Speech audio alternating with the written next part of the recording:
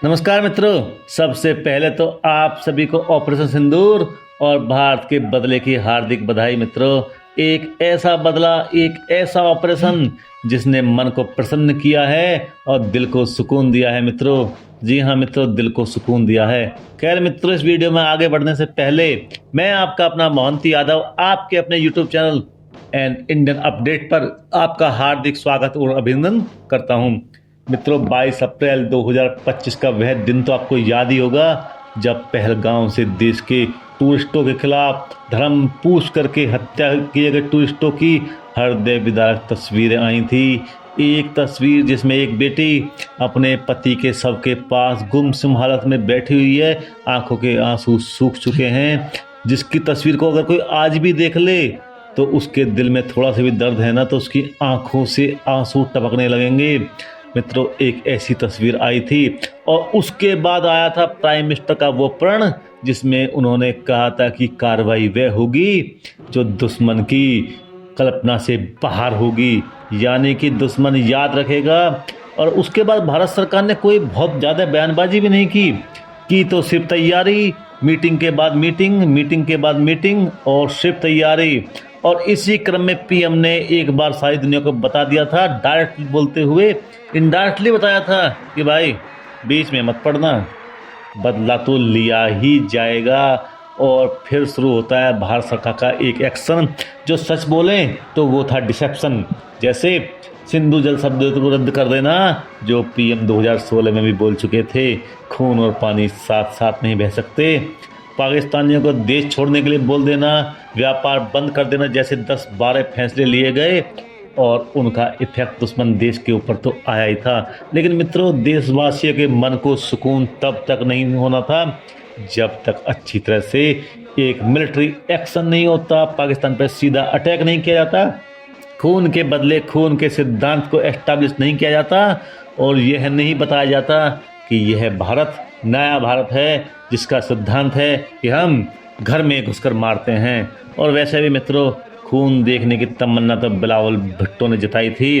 अब पड़ोसियों की इच्छा को तो पूरा करना ही था ना, तो पूरी कर दी इच्छा। 9 जगहों पे हमला किया गया, जिसमें लश्कर जैश के हेडक्वार्टर्स भी शामिल थे। मुख्य जगह थी बहावलपुर, मुरीद के, कोटली, गुलपुर, मुजफ्फराबाद, चक अमर के जैसी कई जगह थी मित्रों जहां पर हमला किया गया रात को 12:37 पर। मित्रों, इन सब जगह हमला करने में एक बात और भी है, भारत ने 1971 के बाद पहली बार इंटरनेशनल बाउंड्री पार की है पाकिस्तान में। जी हाँ, 1971 के बाद पहली बार। लेकिन इससे एक प्रश्न पैदा होता है मित्रों, अगर हमने 1971 के बाद पहली बार बाउंड्री पार की है पाकिस्तान में, हमारी सेनाओं ने पहली बार हमला किया है, तो सर्जिकल स्ट्राइक और एयर स्ट्राइक क्या थी मित्रों? सर्जिकल स्ट्राइक और एयर स्ट्राइक की गई थी पीओके में, और पीओके जगह है हमारी। मतलब टेक्निकली बोले तो हमने अपनी ही जगह पर हमला करके आतंकवादियों को ठिकाने लगाया था। और इस बार हमने पीओके के साथ साथ पंजाब पर हमला किया है, यानी कि पाकिस्तान के दिल पर हमला किया है, क्योंकि पाकिस्तान को तो पाकिस्तानी पंजाबी ही चलाते हैं। मतलब गांधी जी के भारत के शांति प्रिय देश के सिद्धांत से मित्रों भारत शिफ्ट हो गया है सुभाष बाबू के देश में। और सिंदूर से तंदूर तक का यह ऑपरेशन सिंदूर बता रहा है कि अब भारत घर में घुसकर मारता है।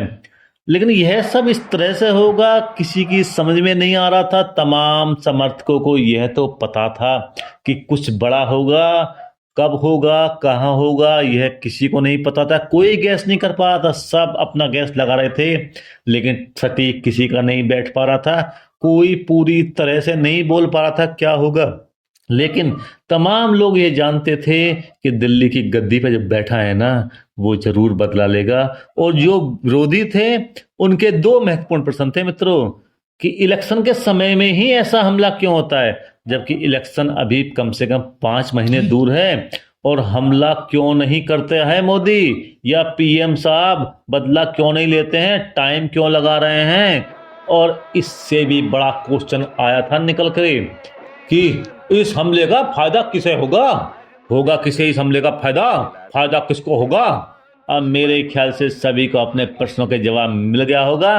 लेकिन पीएम साहब, इतना भी क्या आपने डिसेप्शन को इतने ऊपर तक ले गए कि चाइना के प्रसिद्ध कमांडर सुनजू भी सोच रहे होंगे कि मैं बड़ा कमांडर हूं या भारत के पीएम साहब बड़े कमांडर हैं। बेचारे उलझे रहे सिंधु समझौते में, यूट्यूब में, वीजा कैंसिलेशन में, और अंत में भाई लोग कहने लगे इंडिया के पास राफेल तो है लेकिन चलाने का कलेजा नहीं है। लेकिन भूल कैसे गए, दिल्ली की गद्दी पर बैठा बाप तुम्हारा। समझ तो गए होगे मित्रों। एक पुरानी कहावत है ना, आंख के बदले आंख से सारी दुनिया अंधी हो जाएगी। अब मित्रों समय आ गया है ऐसी वाहियात बातें हमें अपने बच्चों को पढ़ानी लिखानी सिखानी बंद कर देनी चाहिए। और दुनिया को अब हम यह बता रहे हैं कि हम भगवान बुद्ध के देश हैं। लेकिन भगवान बुद्ध के देश हैं हम 100 गलतियों तक हम भगवान बुद्ध की तरह चुपचाप शांत बैठ रहते हैं। और उसके बाद भगवान बुद्ध का अवतार बनता है भगवान कृष्ण में, और 101वीं गलती होते ही भगवान कृष्ण का सुदर्शन चक्र क्या करता है, वो रात 12:37 पर पाकिस्तान को पता चल ही गया होगा मित्रों, पता चल ही गया होगा पाकिस्तान को भी, और हमारे देश में बैठे हुए कुछ समझ तो गए होगे। खैर मित्रों, मजाक तो यहाँ तक भी है कि सारी दुनिया जो कुछ वर्ष पहले तक हमें शांति का संदेश दिया करती थी, शांति का पाठ पढ़ाया करती थी, हमें एक तरह से बोले तो पेशेंस के लिए बोलती थी, लेकिन आज मित्रों वो दुनिया या तो चुप है या भारत के साथ है। अमेरिका पाकिस्तान को शांति से बैठने को बोल रहा है। बोला भाई भारत ने जो क्या सही किया है, आप शांति से बैठो, कोई अटैक फटैक मत करना। मतलब डिप्लोमेसी के लेवल पर भारत सरकार मजबूती से काम कर रही है। मतलब भाई लोगों को बोलो जो हम चाहते हैं वो ही बोलो, और जो हम नहीं चाहते वो मत बोलो। आज भारत की यही डिप्लोमेसी है। अब मित्रों इतना सब होने के बाद हमारे विद्य संतोषी क्या करेंगे मित्रों, वे बेचारे कैसे अपना पेट का दर्द शांत करेंगे? क्या इसका जवाब कुछ मैं आपको देने की कोशिश करता हूँ मित्रों।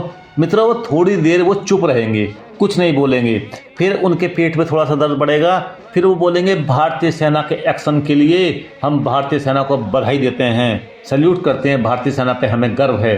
लेकिन मित्रों यह बधाई वो भारतीय सेना को देंगे, भारत सरकार को नहीं। जबकि सच्चाई ये है भारत सरकार अपना काम कर रही है और भारतीय सेना अपना काम कर रही है। उसके बाद आएगा मित्रों कि कुछ ऐसे प्रश्न जो कि हमें जरूरी हैं खड़े करने, क्योंकि देश की आज़ाद देश है, अभिव्यक्ति की स्वतंत्रता है, भगवान ने जुबान दी है तो बोलना तो जरूरी है। पीएम ने क्या किया है, सब सेना ने किया है, जबकि यह एक जॉइंट काम है जिसमें पीएम का काम पीएम ने और सेना का काम सेना ने किया है।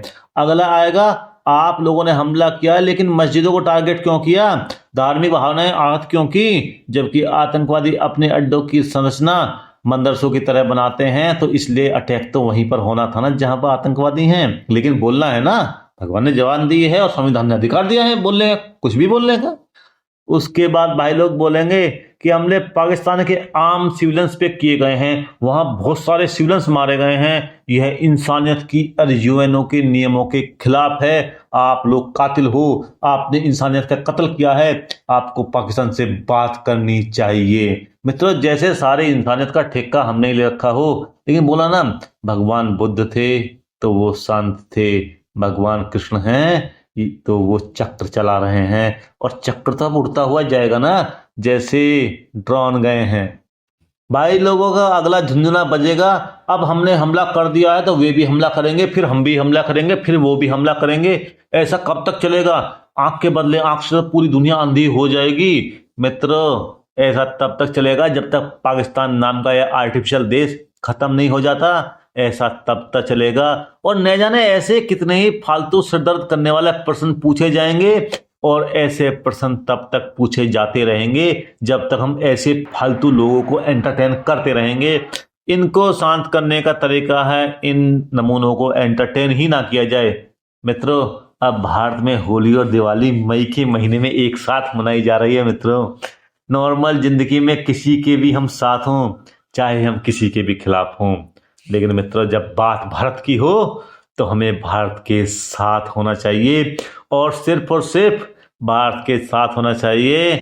ऑपरेशन सिंदूर एक ऐसा नाम है मित्रों जिसने दुश्मन को बता दिया है कि भारतीयों के लिए सिंदूर की कीमत क्या होती है, और आने वाले समय में ऐसी कोई जरूरत मत करना, नहीं तो किस किस का सिंदूर पहुंच जाएगा। खैर, तुम लोग समझ तो गए होगे और हम भी जानते हैं तुम लोग सिंदूर नहीं लगाते, लेकिन भावनाएं तो तुम्हें चली गई होंगी पता।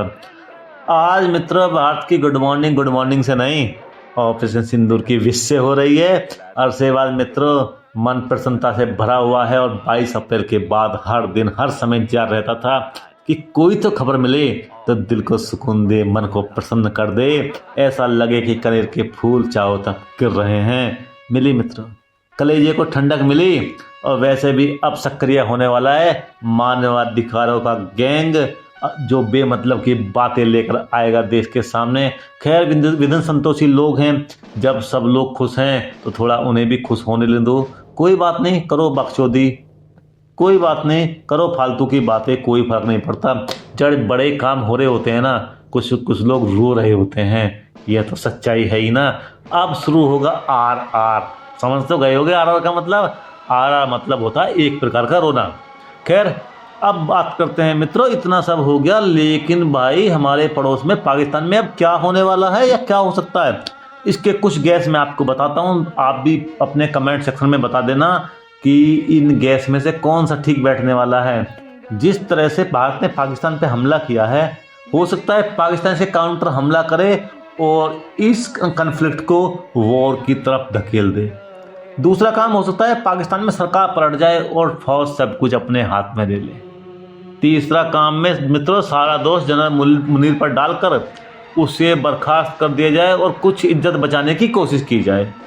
चौथे काम में मित्रों यह भी हो सकता है पाकिस्तान कुछ भी ना करे, क्योंकि अंकल सैम ने बोल दिया चुपचाप बैठ जा, जो भारत ने किया सही किया, फालतू काम नहीं करना है।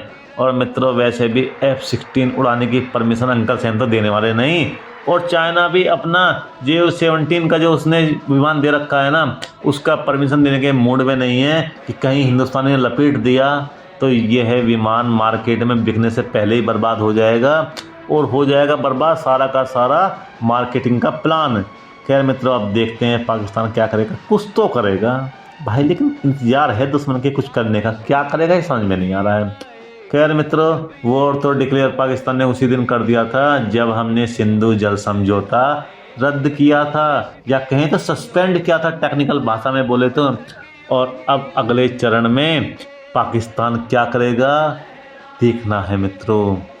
कुछ नहीं करेगा, करना क्या है, हमने इस बार हमला किया है पाकिस्तान पंजाब पे, यानी कि पाकिस्तानियों के दिल पर हमला किया है मित्रों। क्योंकि सिंधु बलूचिस्तान खैबर पख्तूनख्वा तो कहाँ अपने आप को ठीक से पाकिस्तानी मानते हैं, ये तो पाकिस्तानी पंजाबियों के पेट में ही दर्द है जो ये ड्रामा करते रहते हैं। खैर मित्रों, आज मन बहुत खुश है, बताने के लिए बहुत कुछ है मेरे पास। आपसे अनुरोध है कि आप इस वीडियो को लाइक जरूर कर दें, सब्सक्राइब कर दें, और कमेंट सेक्शन में अपनी प्रतिक्रिया जरूर दे दें मित्रों दोबारा भी वीडियो लाऊंगा इस चीज़ के ऊपर, इस अटैक के ऊपर। खैर मित्रों, वीडियो कुछ ज़्यादा लंबा हो रहा है, मैं इसी के साथ वीडियो को समाप्ति की घोषणा करता हूँ। नमस्कार मित्रों, जय हिंद दोस्तों, वंदे मातरम, भारत माता की जय।